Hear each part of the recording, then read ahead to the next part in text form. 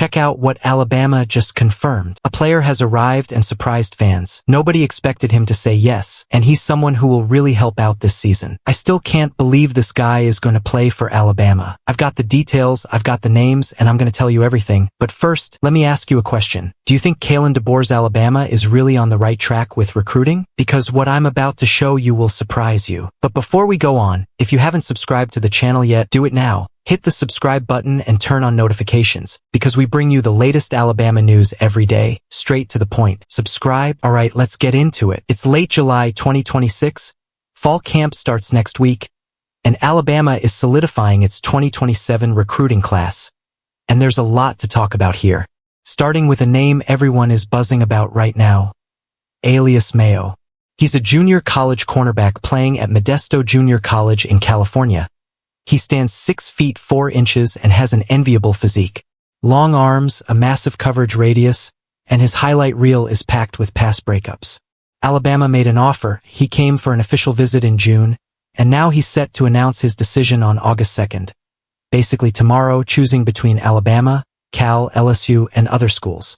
That means the Crimson Tide could lock in another key piece for the defense in a matter of hours. And there's more.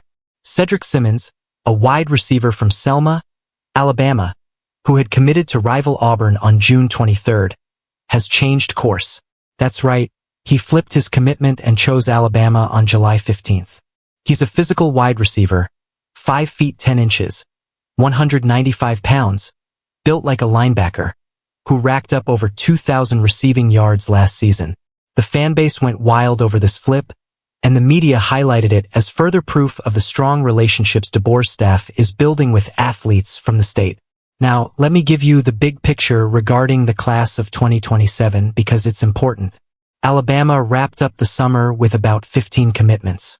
The class includes 2 quarterbacks, Elijah Haven, a 6'5", 225-pound lefty who led Dunham High School to the 2025 state title, throwing for nearly 4,000 yards and 62 touchdowns that season, and Trent Seaborn from Thompson High School, one of Alabama's elite high school football programs.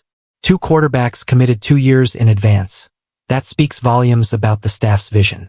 There are also 2 tight ends, 2 running backs, and high-potential edge rushers like Tyler Younger and Michael Nabweef, plus a kicker already on board. Analysts describe the class as small in numbers but solid based on the Alabama staff's internal evaluations. And here's the key point. DeBoer and his team are deliberately opting for a smaller, more selective class, trusting their own evaluations rather than chasing star rankings. This marks a shift in philosophy from the Saban era, when Alabama dominated the rankings with massive classes packed with 5-star recruits. And this is where the analysis comes in.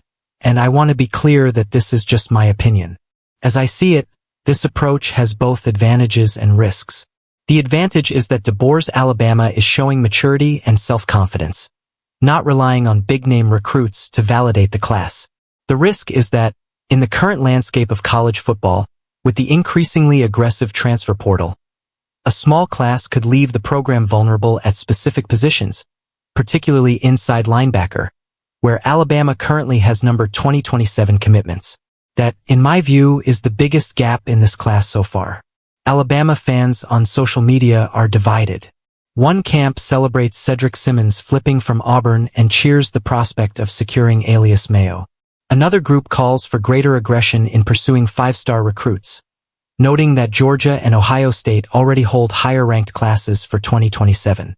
Specialized media outlets, such as on 3 and Touchdown Alabama, acknowledge that Alabama is taking a different approach but bet that the power of the Alabama brand, combined with DeBoer's track record of player development at Washington, will continue to attract elite talent. Here's how things could play out.